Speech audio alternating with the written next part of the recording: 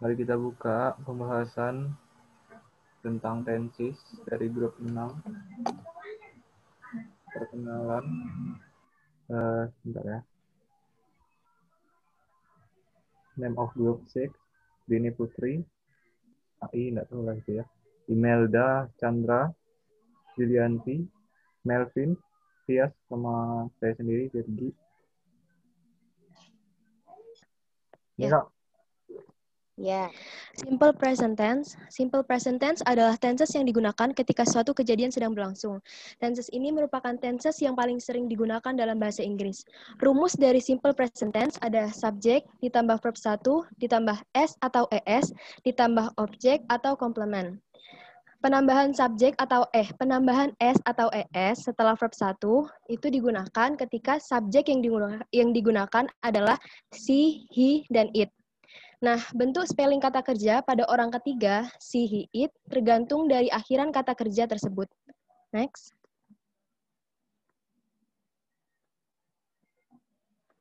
Nah, untuk kata kerja yang berakhiran O, CH, SH, X, atau Z, maka akan ditambahkan ES. Contohnya, go menjadi goes, catch menjadi catches, dan yang lainnya. Selanjutnya, untuk kata kerja atau verb yang berakhiran konsonan ditambah Y, maka hilangkan Y-nya lalu ditambahkan IES. Contohnya, carry menjadi carries. Kenapa? Karena di kata carry, akhirannya berakhiran huruf Y dan sebelum huruf Y itu adalah huruf konsonan. Selanjutnya study menjadi studies, worry menjadi worries. Nah, sedangkan untuk, lanjut. Sedangkan untuk kata kerja yang berakhiran vokal ditambah Y, maka cukup ditambahkan S saja. Contohnya, play menjadi plays, say menjadi says. Selanjutnya. Nah, simple present tense itu memiliki beberapa fungsi. Yang pertama, untuk menunjukkan kejadian berulang yang berlangsung saat ini. Contohnya bisa dilihat di sini. Yang pertama, I take the motorcycle to the office. Number 2, the train to Bekasi leaves every hour. Next. Fungsi kedua adalah untuk menunjukkan suatu fakta atau facts. Contohnya, the President of Indonesia is Joko Widodo. Number 2, a snake has no legs. Number 3, Indonesia has 34 provinces from Sabang to Merauke. Next. Dan yang terakhir, fungsinya adalah untuk menunjukkan suatu kebiasaan atau habit. Contohnya adalah Doni gets up early at 5 o'clock every day. John takes a bath twice a day. Number 3, every year at Lebaran Day, most of people travel to their hometown. Next. Selanjutnya akan dijelaskan oleh Mbak Julianti. Persilahkan. Oke, thank you, Melda. Oke, selanjutnya simple present tense affirmative.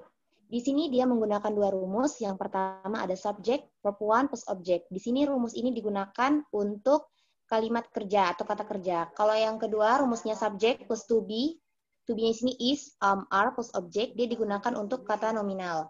For example, yang pertama, Susi Pujiastuti is the Ministry of Maritime Affairs and Fisheries. Nah, kalimat ini merupakan contoh yang menggunakan rumus kedua, karena dia di sini merupakan nominal. Yang contoh kedua, she reads Harry Potter books every day. Nah, kalau di sini kalimat ini dia menggunakan rumus yang pertama, karena di sini ada kata kerja, yaitu read. Nah, di mana kalau di verb satunya tadi, dia mendapat tambahan S atau ES, yang sudah dijelaskan oleh Imelda. Kenapa dia ditambahkan S atau ES? Karena dia menggunakan subjeknya yaitu she. Oke, next. Simple present tense negative. Dia di sini juga menggunakan dua rumus. Yang pertama subject plus don't atau doesn't plus verb 1 plus object, itu untuk kata kerja. Yang kedua untuk subject to be, is atau is, are plus not plus object, itu untuk nominal. For example, Susi Pujiastuti is not the Ministry of Maritime Affairs and Fisheries.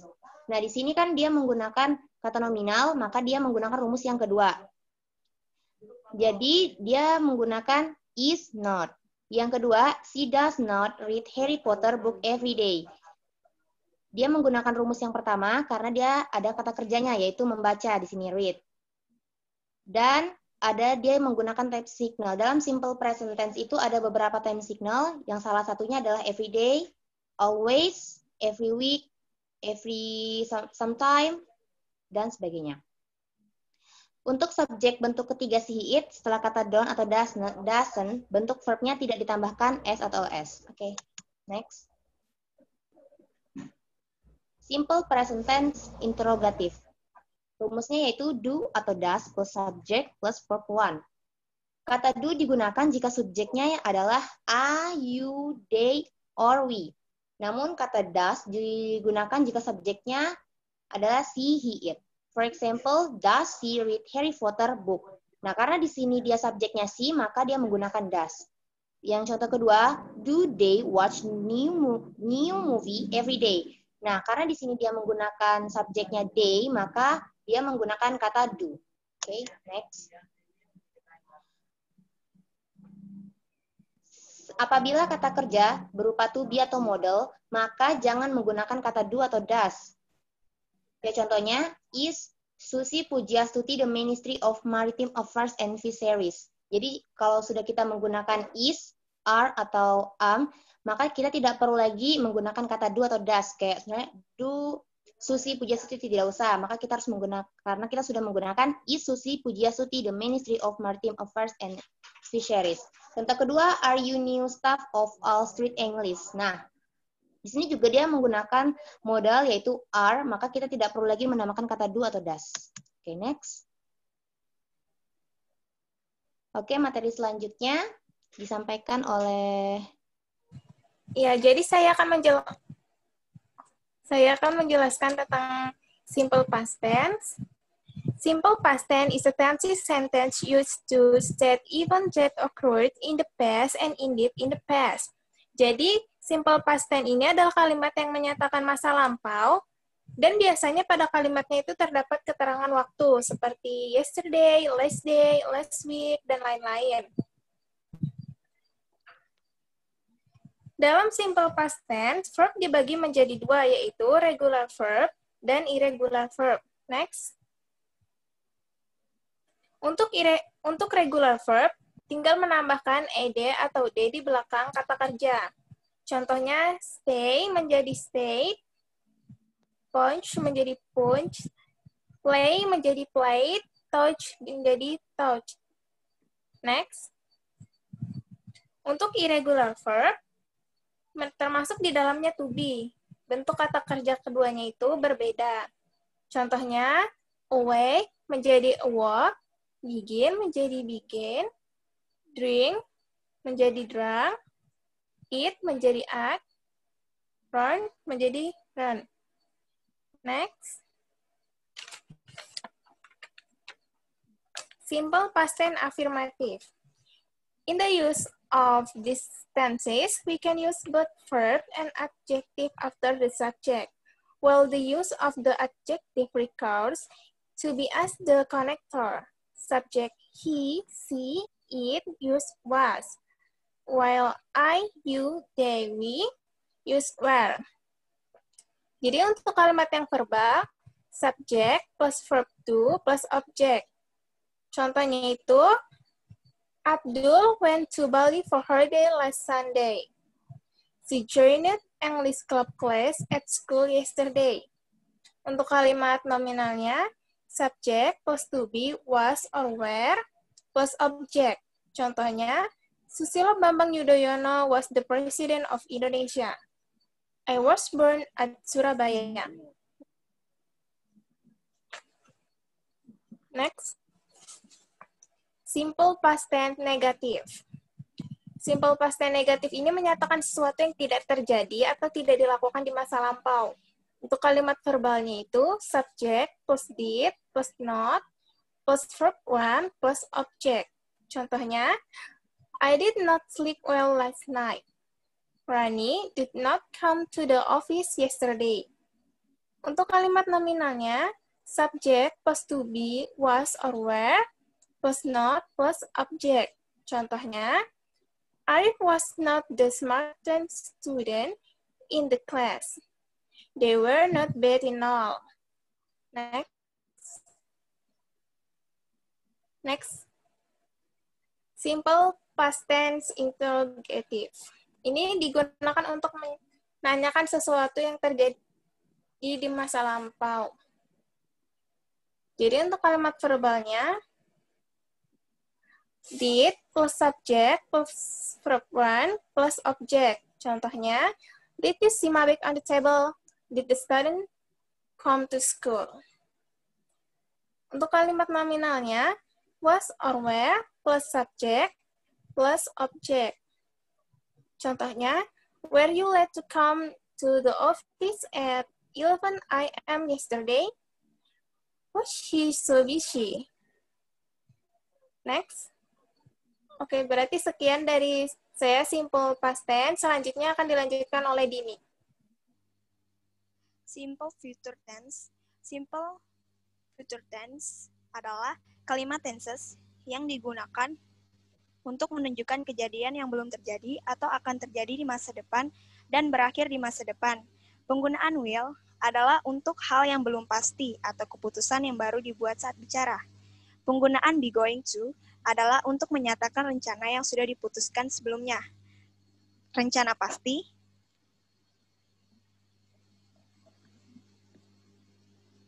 next.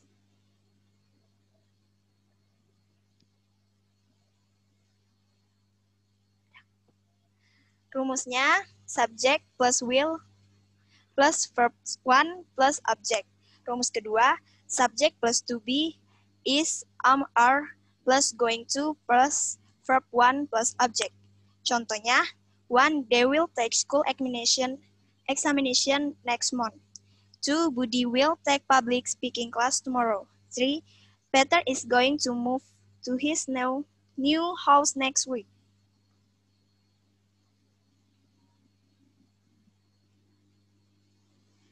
Simple future tense negative. Rumusnya subject plus will plus not plus verb 1 plus object. Rumus kedua, subject plus to be is, are, plus not plus going to plus verb 1 plus object. Example, contohnya, 1. He will not join sport club at school. Number 2. They are not going to go Puncak because of the weather. 3. Peter is not going to buy new house tomorrow.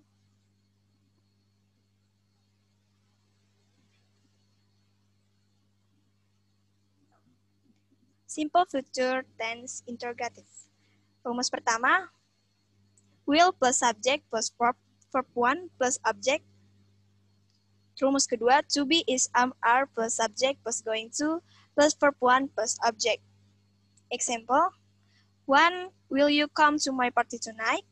2. Will John buy the new car next month? 3. Is Julie going to watch Harry Potter movie next Sunday? Okay, this is my part for passive voice. So I will explain the passive voice. I'm sorry. Saya minta maaf kalau misalnya pronunciation-nya kurang. Saya juga native speaker biasa. So, langsung aja. Passive voice. A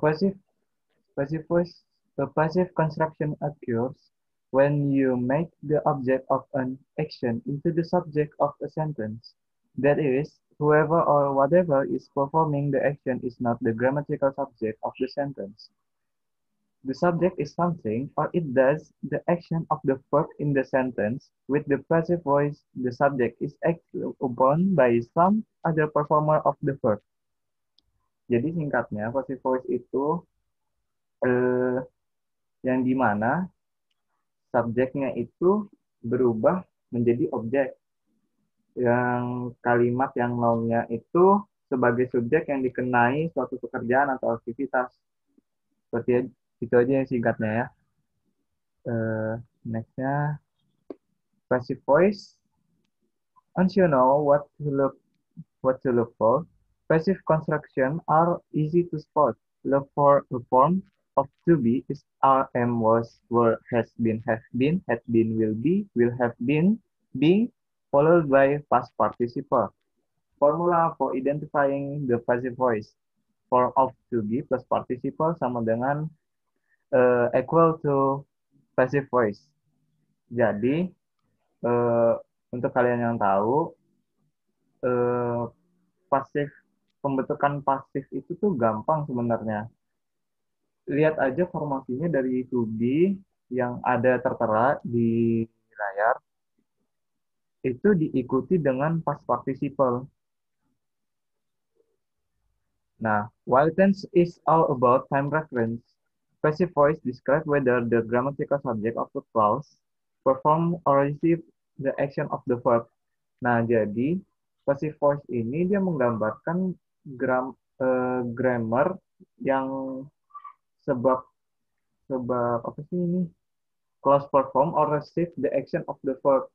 Jadi dia dikenai oleh suatu aktivitas nounnya. Nah, rumusnya itu bisa dilihat subject plus verb performed by subject.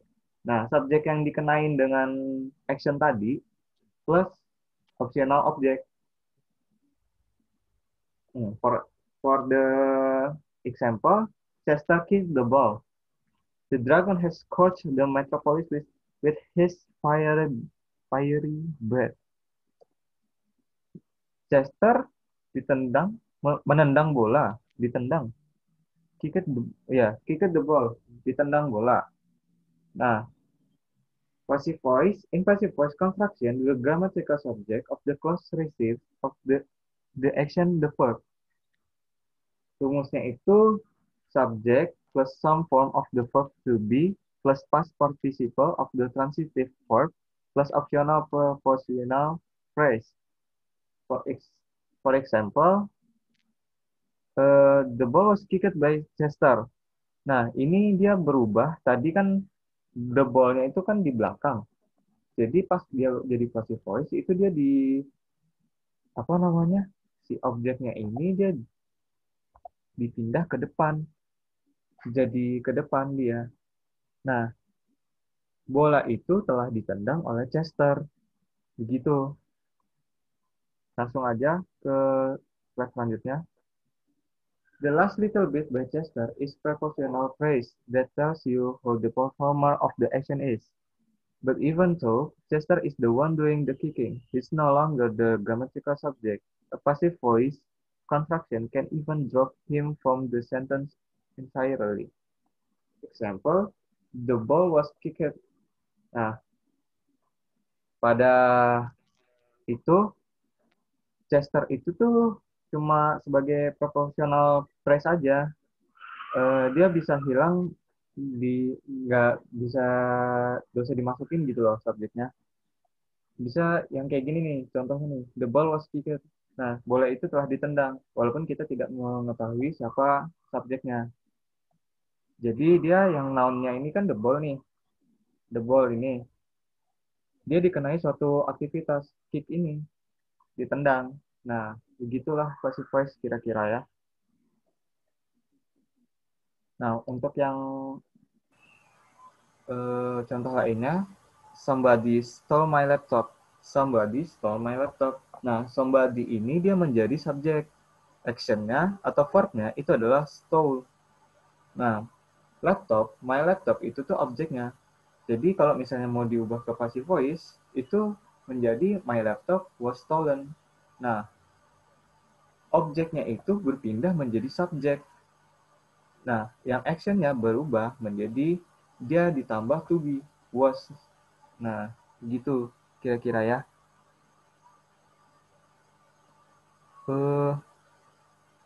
Ini banyak contoh-contohnya, bisa kalian lihat. Bisa dilihat. Bisa dari pasif ke aktif. Aktifnya bagaimana, pasifnya gimana. Nah, itu untuk perpindahan dari kalimat aktif ke pasif itu disebut transitif. Sedangkan kalau dari kalimat aktif yang tidak dapat diubah dalam bentuk pasif itu namanya intransitif. Gitu. Untuk degree of comparison dijelaskan oleh Melvin. Silakan Melvin. Baiklah. Degree of comparison atau bisa kita sebut sebagai perbandingan.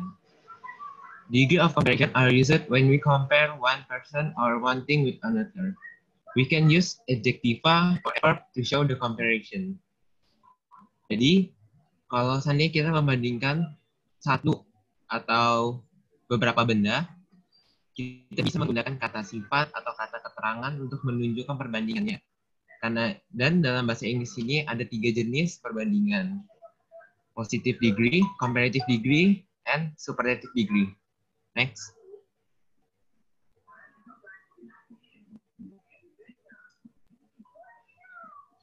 Okay, positive degree.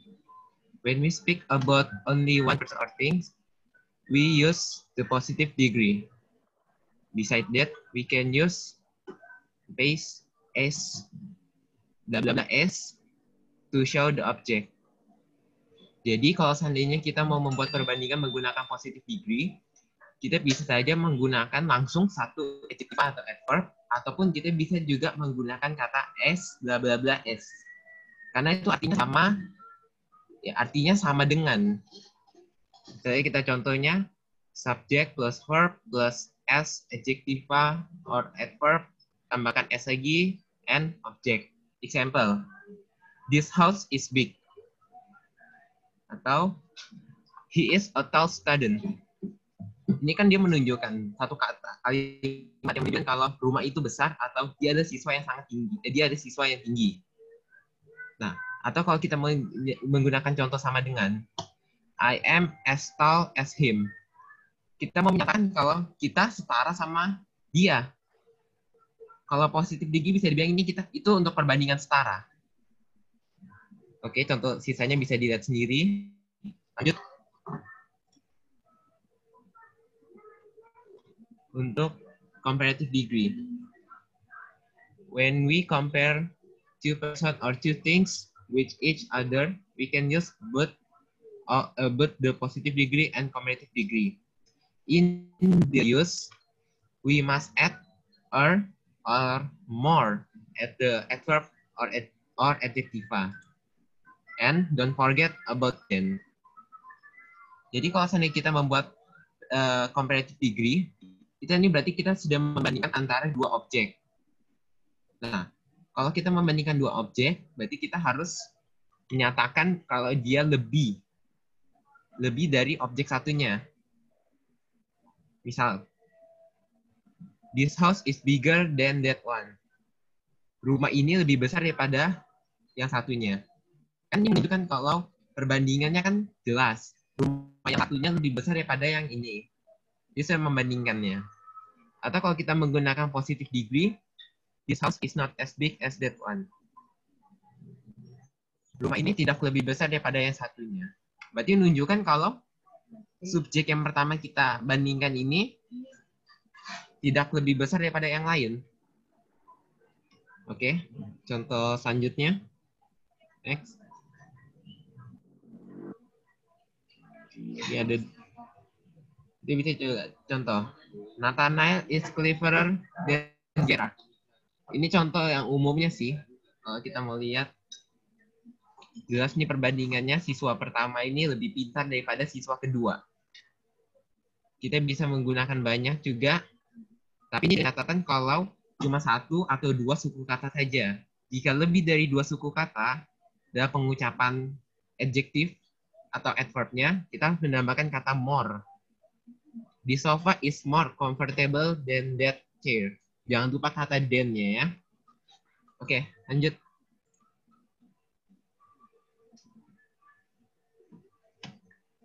Nah, terakhir, superlative degree. When we compare more than two person or things with one another. Kita dalam menggunakan superlative degree ini, berarti kita membandingkan dengan dua atau lebih objek. Berarti dalam hal ini salah satu ini adalah yang paling teratas dia. Nah, the same case, we must add is or the most with adverb or adjectiva. Example, This is the biggest house in the street. Contoh pertama ini menunjukkan kalau rumah itu ada rumah yang terbesar di jalan itu. Berarti kalau dibandingkan dengan rumah-rumah lain, dia adalah yang palingnya. Superlative degree itu tujuan superlative degree, menunjukkan kalau dia rumah itu adalah yang palingnya. Lanjut.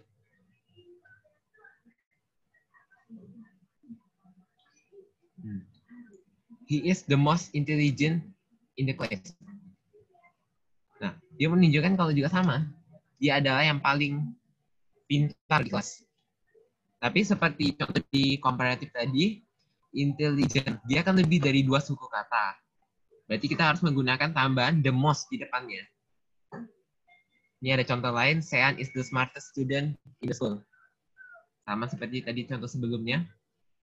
Oke, kita lanjut ke sedikit tentang pembentukan kata-kata di dalam degree of comparison. Kita bisa menambahkan pada setiap akhiran untuk sifat dan superlatif, tambahkan is. Itu ada contohnya.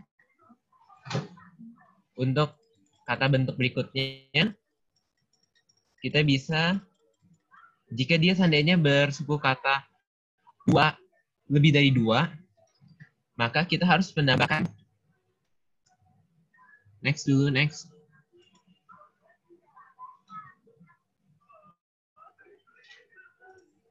Kalau seandainya dia lebih dari 2, maka kita akan menambahkan kata more untuk komparatif dan the most. Careful, kan ini lebih dari 2. Difficult, kan lebih dari 2 suku kata. Makanya kita menambahkan kata more atau the most pada masing-masing penggunaan komparatif dan superlatif. Lanjut.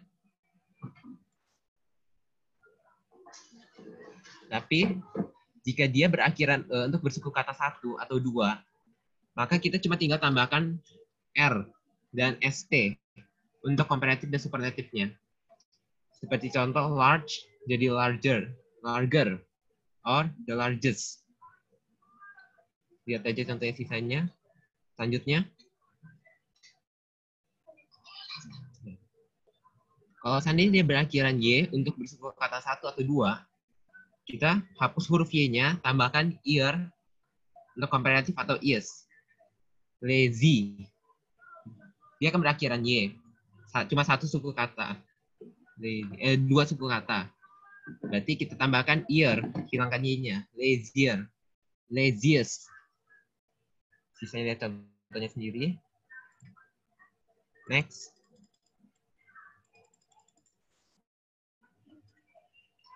Untuk beberapa kata, khusus beberapa kata nih ya, pengecualian, ada yang bentuk komparatif dan superlatifnya harus ditambah double konsonan. Lihat contoh, big, dia menjadi bigger, G-nya kita tambah 1. Atau biggest, G-nya kita tambah 1 juga. Ini pengecualian cuma untuk beberapa kata saja. Big, fat, hot, contohnya. Dan untuk yang terakhir, next. Untuk yang terakhir, ada yang untuk bentuk komparatif dan superlatifnya itu bentuknya tak beraturan, beda dengan posisi positifnya. Contoh, little, jadi less, jadi least. Good, better, best. Jadi kalau untuk yang bentuknya ini, ya kalau mau ngingatnya harus dihafal. Kalau bentuk-bentuk yang sebelumnya kan kita cuma bisa ingat kalau tambah s, atau more, dan the most. Tapi khusus bentuk ini kita harus ya ingat. Baiklah, itu akhir dari materi ini. Juga akhir dari materi kelompok kami. Terima kasih karena sudah menyimak presentasi kami. Jika ada kekurangan atau kesalahan, we are sorry. Thank you all.